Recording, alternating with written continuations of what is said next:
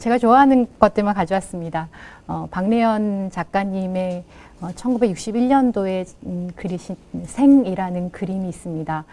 이분이 사실 유명한 그림들은 마지막 1970년대 그리셨던 그림인데 그 10년 전에 아이들을 키우고 또 김기창 또 화가의 부인으로 여러 여자의 삶과 아내의 삶과 그 가운데 그리셨던 생이란 그림을 이렇게 보시면 바구니를 지고 이고 가는 한 여성의 모습이 나옵니다.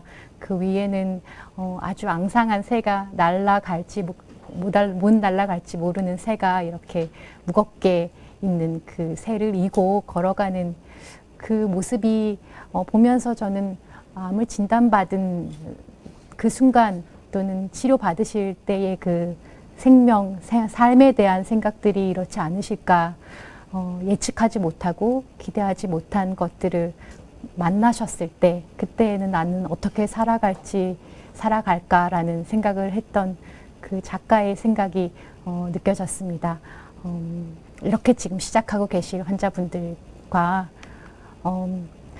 이 책은 그 이제 유방암 이후에 그 마스텍토미라고 해서 전절제술을 받으시고 그리고 길을 걸어가는 언원티드 전이라고 해서 내가 원하지 않았던, 내가 생각하고 예측하지 않았던, 내가 계획하지 않았던 그 길 앞에 놓였던 어떤 하나의 작가의 사진입니다. 우리가 삶을 살아갈 때 보면 내가 계획했던 것이 아닌 갑자기 다른 사건들의 삶들에서도 느끼는데 암을 진단받고 치료받으시는 분들은 이것은 내가 원한 삶이 아닌데 라고 시작하실 것 같습니다. 그러면서 우리는 내 몸 안에 있는 암을 진단을 받고 그리고 여러 영상들을 통하여 설명하시는 또 의사 선생님들의 설명을 듣고 그리고 이 몸에 있는 암을 제거하기 위한 수술적 치료 또 방사선 치료, 항암 치료를 받고 있습니다. 나와 내 안에 있는 것이죠. 그리고 나와 함께 있는 거고 내 안에 있는 것들이 제거가 된 거고 그리고 나는 이 몸으로 살아갑니다. 오늘 특히 말씀드리고 싶은 건 몸으로 다시 산다는 것이라 제가 몸이라는 것을 가져왔습니다. 우리의 우울하고 힘들고 예측하지 못한 불안한 마음들을 어떻게 몸으로 다시 살 수 있을까요? 첫 번째로 말씀드리고 싶은 것은 완전 새롭게 나의 암과 이 치료가 내 몸에 어떤 변화를 가져왔는지 한번 같이 다시 살펴봤으면 좋겠습니다. 우측에 나온 그림은 미로 선생님이 이제 시중에서 있는 아무 이름도 모르는 풍경화를 뒤집어서 그 위에 미로가 다시 새롭게 그림을 그린 작품입니다. 내가 그동안 들어왔던 내가 인터넷에서 봤던 또는 다른 환자분들이 설명했던 심지어는 의사 선생님이 나에게 설명했던 몸에 대해서 유방암 환자들은 물건 들면 안 돼요. 장루를 가지면 심한 운동은 하면 안 돼요. 또는 여러 가지들에 대해서 들었던 그 말들과 조금 다르게 그동안 내가 들었던 것들을 아주 멋있는 풍경화라고 하면 그 풍경화가 그려진 나의 몸을 다시 거울 앞에 서서 한번 살펴보면 좋을 것 같습니다. 몇 가지 팁들은 있습니다. 우선 내가 암을 진단받았던 그 진단에 이제는 암이 아닌 나의 기능에 미치는 것들에 대해서 다시 생각해야 합니다. 수술이라고 해도 내가 무슨 수술을 받았다라는 것이 아닌 그 수술을 받았을 때 어디를 건드리고 어디를 제거하고 그 수술하기 위해서 어느 부분이 상했는지에 대해서 다시 살펴봐야 합니다. 방사선 치료도 마찬가지입니다. 방사선 필드가 내 몸에 원래 하는 기능들의 어떤 기능을 하는 곳에 방사선 조사를 했는지 다시 살펴봐야 합니다. 몇 가지들은 사실 오늘 다 하나하나 말씀드리진 못하지만 너무 다양한 분들이 이제 계실 거기 때문에요. 하지만 내 몸에 있는 내가 이제 치료를 받았던 부위가 원래 이 치료 받기 전에는 무엇을 했던 어떤 역할을 했던 것인지 한번 살펴보고 그리고 이것이 제거가 되거나 치료를 받아서 없어지거나 또는 상처가 난 그 부위들 때문에 내 몸에 어떤 변화들이 생겼는지 한번 살펴보면 좋겠습니다. 오늘도 진료실에 오전에 진료실에 왔던 한 분 앞에 이제 함께 진료실 안에 있는 거울 앞에서 이제 같이 살펴봤던 기억이 있습니다. 내가 한 겨드랑이가 좀 땡겨요, 또는 어깨가 조금 아프고 내 몸이 좀 튀어져 나온 것 같아요 라고 하신, 그리고 여러 가지 단편적인 말씀을 하신, 증상을 말씀하신 환자분과 함께 진료실 안에 있는 거울 앞에서 하나하나 살펴봅니다. 내가 대흉근 절제를 그 유방 자체에 전절제술을 받아서 대흉근 파시아라는 근막이 상했기 때문에, 또는 근막을 건드려졌기 때문에 그것과 연결된 부위가 같이 당기진 않았는지, 어깨가 구부러졌기 때문에 오히려 몸이 튀어져 나온 것처럼 보인 건 아닌 건지, 함께 살펴볼수록 내가 왜 아팠는지를 이제 추리해 갈 수 있기 때문에 먼저 거울 앞에 다시 서서 나의 몸을 한번 살펴보는 것 같이 하고 싶습니다. 여러 가지의 몸이 있습니다. 처음에는 가만히 있는 나를 한번 살펴보는 것. 가만히, 저는 이거 권진규의 손을 한번 따라서 그 앞에서 똑같이 한번 따라해 본다고 했는데, 제가 이제 저를 보지 않은 상황에서 똑같다고 생각했지만 사진을 찍고 보니까 권진규의 손과 저의 손은 많이 다르더라고요.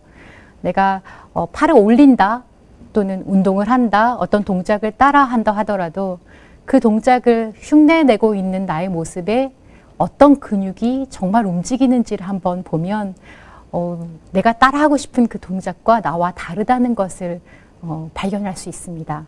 그래서 가만히 있는 나를 살펴보는 것 함께 시작하면 좋겠습니다. 손뿐만이 아닙니다. 모든 몸입니다. 그러기에는 조금 더 집중해서 먼저 봐야 할 부분들이 있습니다. 제가 이제 수술도 다 이렇게 절개를 다 하고 수술하신 분도 계실 거고, 또 복강경으로, 흉곽경으로 수술하신 분들이 계실 겁니다. 이쪽 여러 사진들 중에서 이제 유방암 환자들 사진, 갑상선암, 또 자궁경부암, 또 전립선암, 또 폐암, 각각 이제 환자분들께서 상처들이 있을 겁니다. 이제 그 상처에서 이상하게 그 상처는 이렇게 조그만데 나는 그 부위가 다 불편하고, 나는 목에 간단한 상처만 있는데 숨쉬기가 힘들고, 나의 폐에 그렇게 영향을 받지 않았다고 하는데 나는 움직이면 숨이 헐떡거리고, 나는 배에 특별히 불편한 게 없는 것 같고 상처도 별로 없는데 몸에 힘이 없고, 어깨 여기 잠깐 내 가슴에 상처가 났는데 팔 자체를 돌리기 힘든 그런 분들께 한번 요 상처와 연관된 그 깊은 곳을 한번 같이 보기를 원합니다.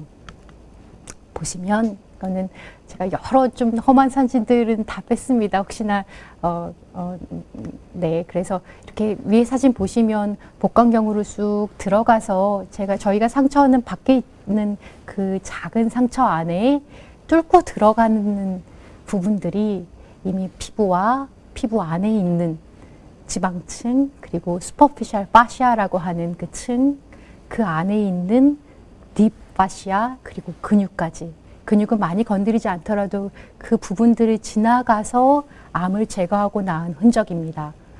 이것이 뚫고 들어갈 때에 우리가 상처를 입었던 앞에 있는 근막들, 슈퍼피셜, 얕은 층의 겉근막, 속근막들이 각자에 미치는 영향들이 있습니다. 나는 단순히 유방에 수술했는데 내가 팔을 이렇게 뒤로 올리는 그 모든 동작들이 힘들거나 배가 계속 땡기거나 이랬던 분들은 내 안에 있는 이 근막과 근막이 연결된 그 층이 땡기기 때문에 근육은 손상받지 않고 내 근육 자체로는 절제되지 않아도 그 옛날에 했던 동작들의 힘을 전달하거나 범위가 나오지 않는 분들이 많으십니다.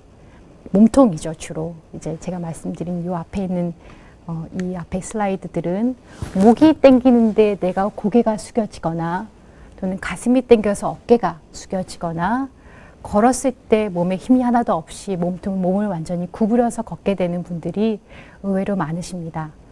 내가 한번 어떻게 서 있는지, 어떻게 걷고 있는지를 살펴보시면 그 앞에 있는 근막들이 당겨서 불편하고 그래서 점차적으로 더 구부리는 자세가 되고 있지 않은지 같이 한번 살펴보면 좋겠습니다.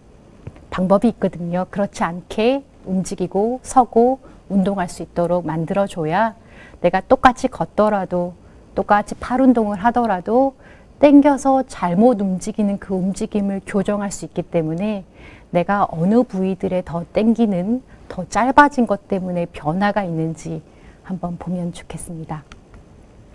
것들이 이제 트레인, 뭐 이렇게 파샤 이런 여러 가지들이 있는데 넘어가겠습니다. 그 다음에 여러분들이 이제 공통적으로 갖고 계시는 것들이 나는 폐수술은 하지 않았는데 수술하고 난 다음에 숨이 차다라는 분들이 참 많으십니다.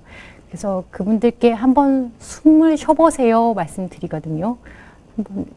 한번 숨을 쉬어보세요. 그러면 의외로 많은 분들이 여기 목과 이 위 가슴을 사용해서 이렇게 요 위에 있는 것들만 사용해서 숨을 쉬십니다. 특히 수술하고 난 다음에 다시 원래 복식 호흡을 하거나 깊은 숨을 쉬셨던 분들도 내 아이 수술하는 그 과정들, 내가 이제 아팠던 그리고 수술해서 상처 때문에 그 다음부터는 깊이 못 숨을 쉬시더라고요. 그래서 숨을 쉬는 것, 내가 당장 지금 내 몸에서 움직임이 숨 쉴 때 움직임을 한번 살펴보시면 나의 이 가슴 위만 움직이진 않는지 가슴만 살짝 팽창하진 않는지 내 깊이 배까지 움직이면서 숨을 들이쉴 때 내 배가 불룩하게 만들 수 있는지 그것부터 같이 한번 살펴보면 좋겠습니다. 지금 혹시나 유튜브를 따라 보고 계신 분들 한번 숨 한번 쉬고 내 가슴과 배에 가슴과 배에 손을 얹어 놓고 숨을 들이쉴 때 가슴만 위로 팽창이 되는지 내 배가 깊이 들어가서 배가 불룩해지는지 한번 느껴보시면서 지내시면 좋겠습니다. 그래서 가만히 있는 나를 보고 그 다음에는 숨 쉬는 것부터 숨만 잘 쉬어도 특히 항암치료 중에 정말 힘들어서 오신 구토로 많이 누워 계셔서 아무것도 못 하실 분께 숨만 제대로 쉬어도 좋은 운동 하셨다고 잘하셨다고 칭찬해 드리는데 숨을 깊이 들이쉬는 것 하나만 하셔도 운동을 잘하고 계시는 겁니다. 이리저리 살펴보기라는 이제 권진규 좋아하는 또 우측에서 보는 조각과 좌측에서 보는 조각이 다르더라고요. 어떻게 한번 비교해 보시면 지금 제가 볼 때 오른쪽에 있는 우측에서 이렇게 이건 좌측에서 바라보는 거죠. 우측에 있는 그림이 좀 더 착해 보이고요. 좀 더 감성적으로 보이고 좌측 사진에서 보면 조금 더 이성적으로 보이는 것을 보면서 사람의 얼굴도 우측, 좌측으로 보는 게 이렇게 다르구나라는 것을 봤습니다.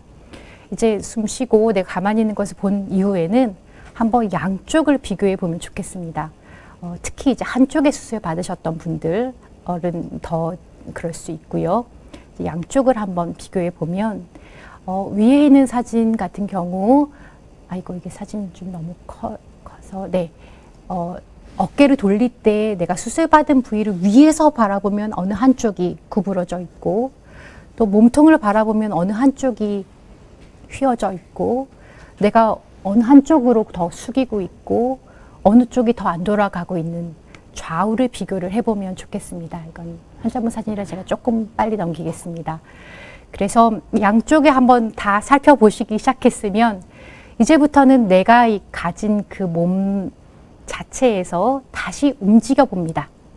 이거는 오늘 아침까지 제가 슬라이드를 만들었는데요. 오늘 새벽 5시 정도에 해가 뜰 때의 사진입니다. 아침에 이제 저희 집에서 해가 막 떠서 사물이 보이기 시작할 때 아침에 제가 늦잠을 많이 자기 때문에 아침에 일어나기 정말 싫잖아요.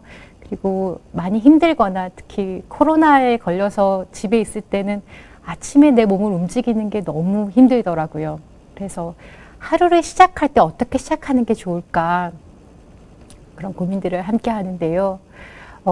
다시 움직이는 하루로 설계하기 위해서 저는 요즘에는 이제 매일 물 줘야 되는 그 화분 몇 개를 이제 갖다 놓고 물을 줍니다. 이제 제라늄도 있고 또 율마도 있고 또 로즈마리도 있고, 그래서 매일 물 줘야 되는 그 화분에 물을 주면서 처음에는 그냥 물 주는 것만 해봤습니다. 네, 이거 보시면은 이 물을 줄 때 제가 손에 힘을, 이렇게 무거워서 손에 힘을 이렇게 줄 때와 또는 내 몸에 온전히 다 힘을 주고 어깨에 힘을 주고 내 몸통에 힘을 준 상황에서 물을 줄 때가 좀 다릅니다. 내가 하루를 움직이기 시작할 때 내 몸을 이제 어떻게 움직이기 시작한지를 느끼면서 하루를 다시 시작하면 좋겠습니다. 똑같은 식물에 물 주기도 이 물 주는 것이 일이 될 수도 있고, 이 물 주는 그 형태와 그 모습과 자세와 강도가 나의 몸을 튼튼하게 하는 운동이 될 수도 있기 때문입니다. 어떤 경우에서는 내가 그동안에 칼질했던 거, 그동안은 아무 생각 없이 빨래했던 거, 아니면 타이핑했던 거, 또는 몇 가지를 드는 운동을 했던 거, 어떤 분들은 택배를 했던 거, 내가 생각하는 여러 가지 기존에 아무 생각 없이 했던 일들이 내가 이제 다시 내 몸을 프로처럼 제대로 움직이기 시작할 때는 나를 위한 운동이 될 수도 있습니다. 단순한 물주기 하나 가지고 너무 거창하게 말씀을 드렸는데요. 우리가 다시 살아간다는 건 내가 나한테 쉬는 시간이 아닌 내가 다시 일하기 시작하고 내 일상으로 돌아가기 위해서 우리는 너무 그동안 어떻게 무엇을 해야 될지를 모르는 상황에서 그냥 들이닥치고 그냥 열심히 막 살았던 것에서 이제는 하나하나를 나의 몸이 정말 제대로 움직이고 있는지를 살펴볼 수 있기 때문입니다. 몇 가지 팁들은 있습니다. 그래서 꼼지락거리며 일어나기라고 이제 말씀을 드리는데, 이거는 특히 호르몬 치료를 지금 받고 있거나 또는 여성 호르몬 자체가 너무 떨어지거나 남성 호르몬이 너무 떨어지는 유방암 환자분들, 전립선 환자분들, 또는 항암 치료 이후에 폐경이 오거나 호르몬 영향을 받으신 분들은 갑자기 뻐근하기 시작한, 머리끝부터 발끝까지 모든 관절이 뻐근하기 시작한 분들께는 꼭 강조를 하는 운동입니다. 항암 치료 중에서 관절이 뻣뻣한 증상을 느끼는 분들도 마찬가지입니다. 아침에 일어나면 정말 뻐근하죠. 손도 뻐근하고, 앉았다 일어나면 고관절 뻐근하고 무릎 뻐근하고 움직이는 것 자체가 너무 아파서 이거 아프니까 안 움직여야 되는 거 아니야? 내가 그동안에 있는 상식으로는 통증이 있으면 쉬어야 되는데 라는 것들 중에 하나가, 움직이지 않고 가만히 있을 때 관절과 건이 뻣뻣하고 부어서, 그래서 오히려 움직이면 그 통증과 불편감이 사라지는 분들이 참 많으십니다. 잘 때는 다 가만히 있잖아요. 우리가 모든 몸을 다 가만히 있는 상황에서 아침 일어나면 얼마나 모든 관절들이 다 뻣뻣하겠어요. 그래서 머리끝부터 발끝까지 관절을 꼼지락거리면서 일어나는 것들 중요합니다. 제가 조금 의학적인 것들이 가져왔는데, 호르몬 치료를 받는 분들이 정말 관절 안이 붓는 분도 있고, 그 약 자체가 아로마테스 이니비터라든지 그런 여러 가지 호르몬제 자체로 건이 손상이 되기도 하고, 그래서 꼼지락거리면서 일어나는 것들 같이 이제 몇 가지는 우리 연구원 선생님하고 한번 해봤는데요. 누워서 이렇게 뱀처럼 꼬물락거리기, 손 발 털기, 앉았을 때 엉덩이 왔다 갔다 하기, 다리 털기, 아니면 발레 선수처럼 발 뒤꿈치 올리기, 이 모든 것들이 꼼지락거리는 동작들입니다. 걷는 거 중요합니다. 근데 제가 이제 만보 걷기, 나는 계속 만보 걷고 그 다음에 무릎 아프고 발목 아프고 그리고 허리 아프고 이래서 오신 분들께 제가 만보가 중요한 게 아니다라는 말씀을 계속 드리는데요. 이거는 환자분께 제가 손 털면서 걷자라고 하는 것처럼 손을 올리고 손을 같이 부드럽게 털면서 걷는 거, 또는 걸었을 때 내 발에 힘이 주는 것이 아닌 엉덩이와 내 몸통에 힘을 주면서 걷는 거, 제대로 걷고 있는지 좀 살펴봐야 됩니다. 신체 활동이 높은 사람이 오래 산다는 연구가 굉장히 많고요. 그리고 신체 활동을 많이 하면 암 자체에 이런 기전에 미쳐서 좀 더 오래 산다라는 여러 연구들이 있습니다. 그래서 우리가 사실 인터넷이나 이렇게 보면 많이 움직여라, 만보 걸어라, 신체 활동 높여라 라고 말하지만 신체 활동이 강하고 스트레스가 많은 것만 좋은 것이 아니라는 것을 오늘 꼭 좀 하나 가지고 싶었습니다. 그래서 우리가 이거는 몇 가지 가설들이긴 한데 이 움직여서 신체 활동이 좋은 건 몸에 있는 스트레스 그리고 그 스트레스를 대응하는 그 반응이 밸런스를 맞추어서 그래서 몸이 점점 좋아하는 이런 이론들이 있는데요. 치료 시기에 따라서 내가 몸에 스트레스가 많았을 때 그걸 제대로 잘 회복하는 게 힘든 환자들이 있습니다. 항암 치료 중일 때에는 나의 스트레스는 항암 치료로 많아지지만 그에 대응해서 내가 회복하는 능력이 떨어지기 때문에 이때는 너무 높은 스트레스가 있는 거, 너무 강하게 운동하는 거 조금 피하는 것들이 좋고요.